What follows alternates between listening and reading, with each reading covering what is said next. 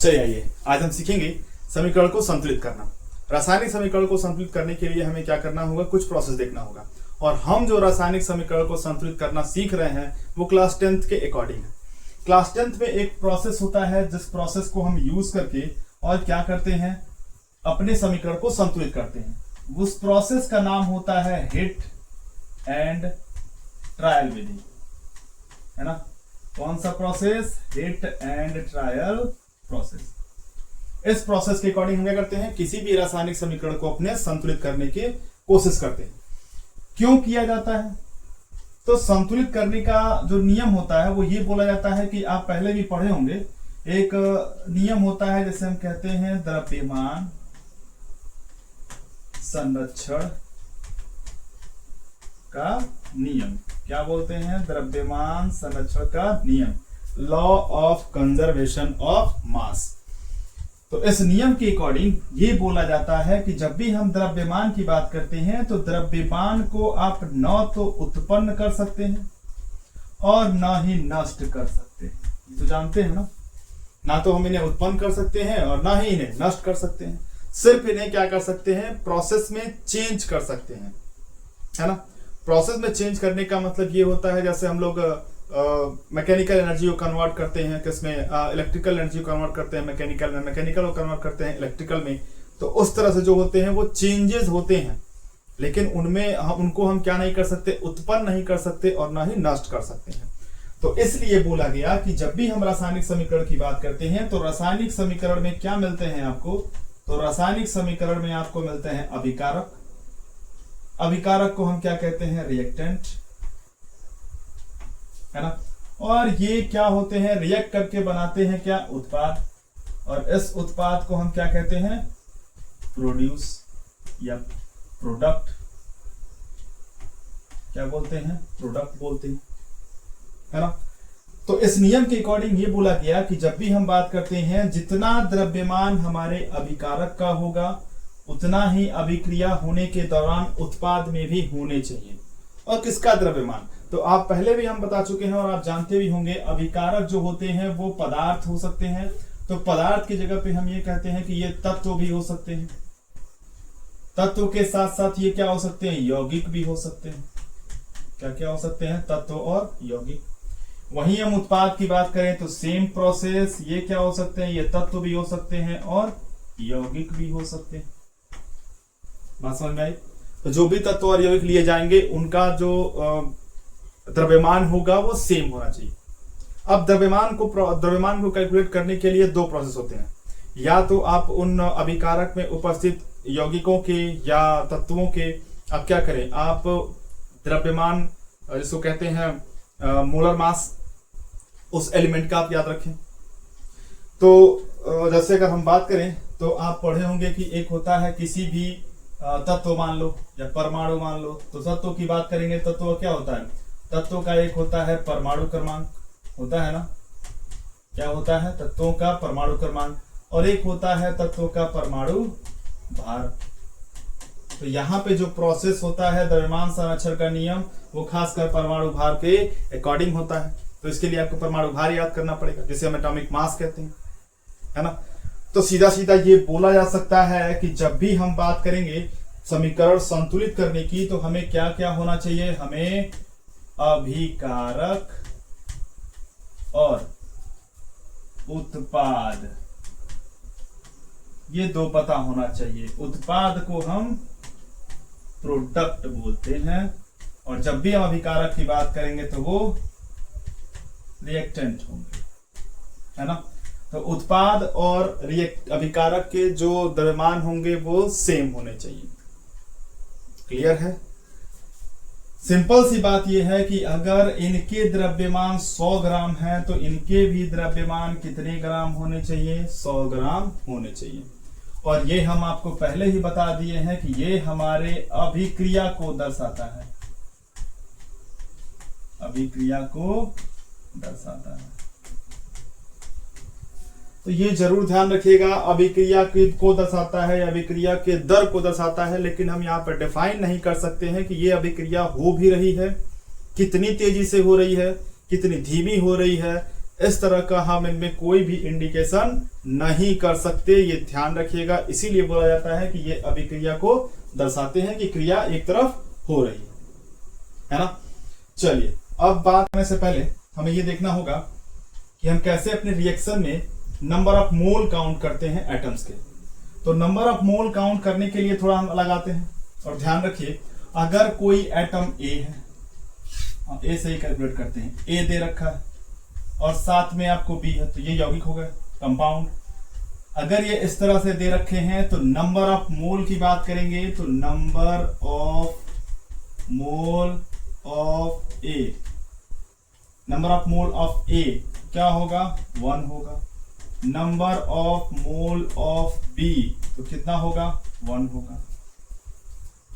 Suppose करिए इसी को हम चेंज कर दें और A2 एंड B2 अगर कर दे तो क्या होगा, देखो तो number of mole of A जो होगा वो क्या मिलेगा आपको 2 मिलेगा, और number of mole of B क्या मिलेगा तो वो 2 मिलेगा।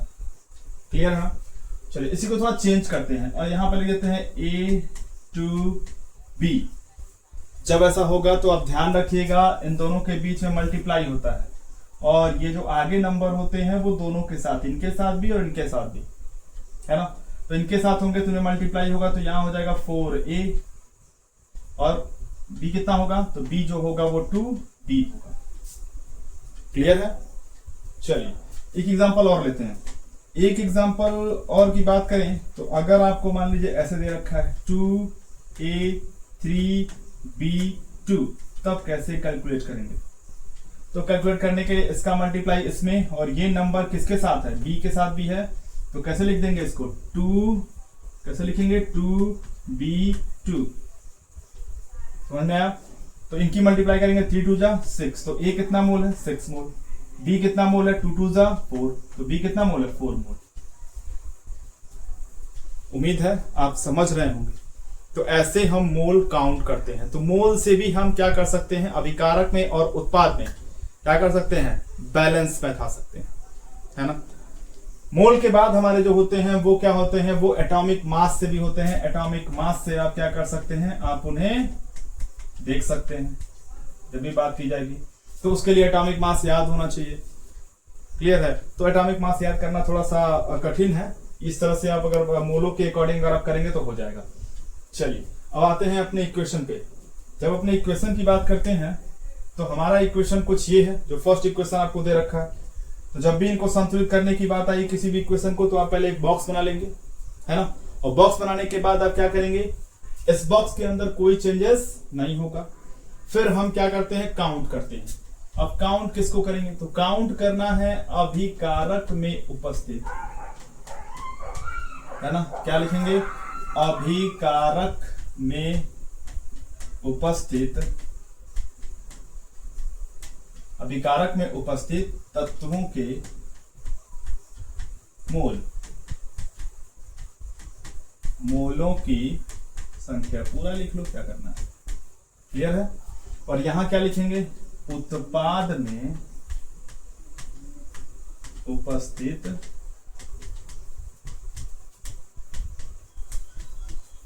तत्वों के मोलों की संख्या, है ना। चलिए काउंट करते हैं। आयरन की बात करें, कितना मोल दे रखा है, 1 मोल। ये तो आप जानते हैं ना, ये हमारा होता है लेफ्ट हैंड साइड और ये होता है हमारा राइट हैंड साइड, ये ध्यान रखिएगा। Fe कितना है, 1 मोल। हाइड्रोजन कितना है, तो आप देख रहे हैं H2 लिखा हुआ है, तो 2 मोल।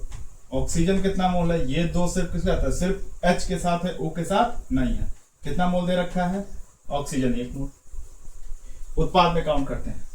जब उत्पाद में काउंट करेंगे तो Fe कितना मोल दे रखा है, 3 मोल। दिख रहा है ना, ये 3 मोल। ऑक्सीजन कितना मोल दे रखा है, 4 मोल। और हाइड्रोजन कितना दे रखा है, 2 मोल, है ना। तो इससे आपको क्या पता चलता है, इससे हम ये आइडेंटिफाई कर लेते हैं कि हमें मोलों की संख्या कितनी दे रखी है। मोलों की संख्या काउंट करने के बाद आप ध्यान रखिएगा, सभी में आप सबसे हाईएस्ट नंबर वाले एटम को या तत्व को चूज करेंगे। तो देखिए सबसे हाईएस्ट नंबर किसका है? हाईएस्ट नंबर ऑक्सीजन का है। किसका है? ऑक्सीजन का है 4। तो सबसे पहले यह हमेशा ध्यान रखिएगा, जब भी रासायनिक समीकरण आप संतुलित करने जाएंगे सबसे पहले आप बड़े नंबर वाले एटम को चूज करेंगे और उसको बैलेंस करने की कोशिश करेंगे। चलिए, जब भी ऐसा बात होता है तो सिर्फ O अकेला नहीं है। यहाँ देखिए O4 है, यहाँ पे OH2O के H2 के साथ है। तो जब भी हमारा नंबर ऐड होगा तो वो पर्टिकुलर O के साथ नहीं होगा, वो पूरे H2O के साथ होगा, है ना? किसके साथ होगा? पूरे H2O के साथ होगा। चलिए, दूसरे में अगर हम बात करेंगे तो फिर हम इन्हें क्या करेंगे? फिर हम इन्हें मल्टीप्लाई करेंगे। और जब मल्टीप्लाई करेंगे तो क्या बनेगा? देखो जरा, तो ये बनेगा Fe plus 4H2O arrow Fe3O4 plus H2, यही मिलेगा, है ना? क्योंकि हमने 4 से क्या करना है? हमने 4 से मल्टीप्लाई करना है। जब हमने किया तो ऑक्सीजन देखो 4 हो गया, क्योंकि ऑक्सीजन किसके ऑक्सीजन के साथ क्या है? 4 है। हाइड्रोजन कितना हो गया? चलिए यहां फिर से काउंट करते हैं, नीचे आते हैं, है ना? सेकंड में देखिए क्या करना है, फिर से आपको मोल काउंट करने हैं। तो यहां फिर लिखेंगे वही जो ऊपर हमने लिखा है कि अभिकारक में उपस्थित तत्वों के मोलों की संख्या। उधर लिखेंगे उत्पाद में उपस्थित तत्वों के मोलों की संख्या। तो जब बात की जाती है तो आप लिख लेंगे, लिखने के बाद फिर से काउंट करेंगे तो Fe कितना? 1 मोल। हाइड्रोजन कितना? 4 2 8। ऑक्सीजन कितना? 4 हो गया। उत्पाद में आते हैं, उत्पाद में आएंगे तो ऑक्सीजन आयरन की बात करें 3 मोल, हाइड्रोजन की बात करें 2 मोल, ऑक्सीजन की बात करें 4 मोल। तो आपको दिख रहे होंगे ऑक्सीजन बैलेंस हो गया, हाइड्रोजन 8 है 2 है। आयरन को पहले बैलेंस करते हैं, है ना? या अगर हाइड्रोजन को बैलेंस करना चाहते हैं तो कर लेते हैं, पहले हाइड्रोजन को कर लेते हैं। तो हाइड्रोजन को बैलेंस करने के लिए यहाँ क्या करना होगा? 4 से मल्टीप्लाई करना होगा। अब 4 से जब मल्टीप्लाई करना होगा तो देखिए यहाँ फिर से वही बॉक्स है, बॉक्स बिल्कुल बना लेंगे, ये छोड़ेंगे नहीं। हर प्रोसेस में बॉक्स आपको बनाने हैं, क्योंकि बॉक्स के अंदर कोई भी चेंजेस नहीं होने चाहिए। जब ऐसा होगा तो आपको फिर क्या करना होगा? फिर आपको मल्टीप्लाई करना होगा H2 में। तो लिखेंगे दूसरे पद में उत्पाद में उपस्थित हाइड्रोजन में मोलों की संख्या कम है, इसलिए हम H2 में 4 का मल्टीप्लाई करेंगे। जब H2 में 4 का मल्टीप्लाई करेंगे तो देखिए क्या मिलेगा हमें? एक नया रिएक्शन मिलेगा। और वो नया रिएक्शन कैसा होगा? Fe 4H2O, एरो का साइन होगा Fe3O4 प्लस 4 से मल्टीप्लाई करेंगे तो 4H2, 4 से मल्टीप्लाई करेंगे तो 4H2। क्लियर है? जब ऐसा होगा तो आपको अपने बॉक्स को बनाए रखना है।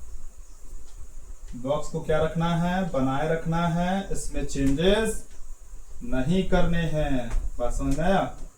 बॉक्स के अंदर कोई चेंजेस नहीं होने चाहिए।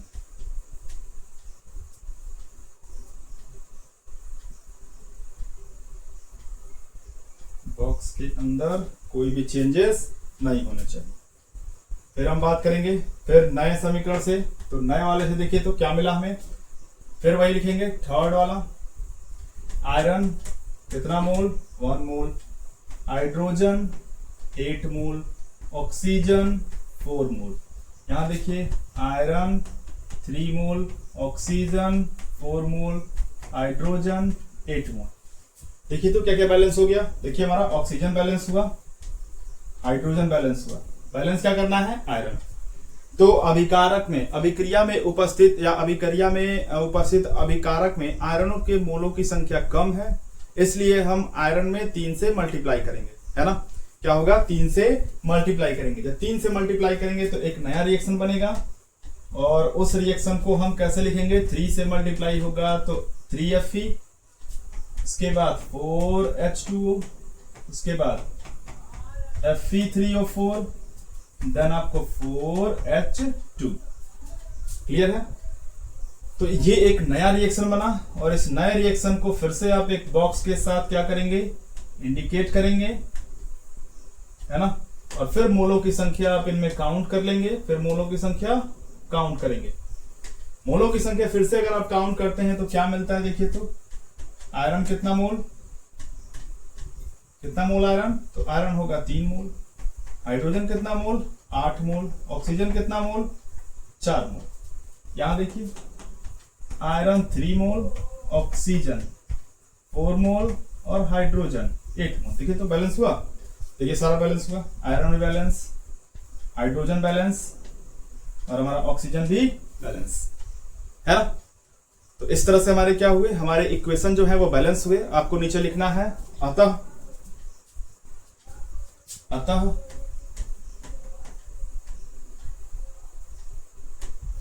यह समीकरण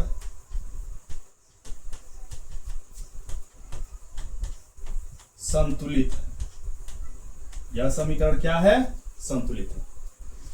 ये पूरा प्रोसेस कैसा है, तो ये पूरा प्रोसेस हिट एंड ट्रायल विधि का प्रोसेस है और इसी प्रोसेस से हम क्या करते हैं, अपने समीकरण को बैलेंस करने का काम करते हैं। तो ये थोड़ा सा इसको हम जूम आउट कर देते हैं। अब इसको स्क्रीनशॉट लेना चाहें तो ले सकते हैं, ठीक है, स्क्रीनशॉट ले लीजिए, है ना। तो ऐसे ही हम क्या करते हैं, अपने इक्वेशन को बैलेंस करते हैं। इक्वेशन को बैलेंस करने के लिए आपको क्या करना होगा, हिट एंड ट्रायल प्रोसेस का यूज करना होगा और हिट एंड ट्रायल प्रोसेस का यूज करके हम क्या कर सकते हैं, अपने इक्वेशन को बैलेंस कर सकते हैं, है ना।